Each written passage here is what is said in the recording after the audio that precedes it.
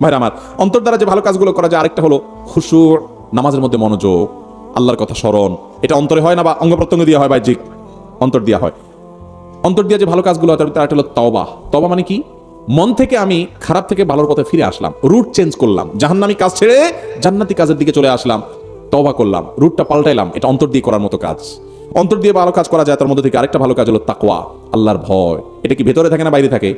ভেতরের জিনিস, অন্তরে থাকে। এই জন্য অন্তরে আল্লাহর ভয়টাকে হাজির করতে হয়, উপস্থিত করতে হয়, আল্লাহর ভয়টা জাগ্রত করতে হয়, আনতে হয়, অর্জন করতে হয়। আল্লাহর ভয় যদি কারোর অন্তরে থাকে, ওই ব্যক্তিকে পাহারা দেওয়ার জন্য পৃথিবীতে কোনো প্রশাসন, কোনো মনিটরিং সিস্টেম, কোনো সিসি ক্যামেরা কিচ্ছু দরকার নেই। কারণ সে নিজে নিজেকে পাহারা দিবে। দুনিয়ার সকল অপরাধের হাতছানি তার সামনে আসবে, কেউ তাকে পাহারা দেওয়ার দরকার নাই। তার অন্তরে যে আল্লাহর ভয় আছে, ওই পাহারাই তাকে লাইনে রাখবে ইনশাআল্লাহ।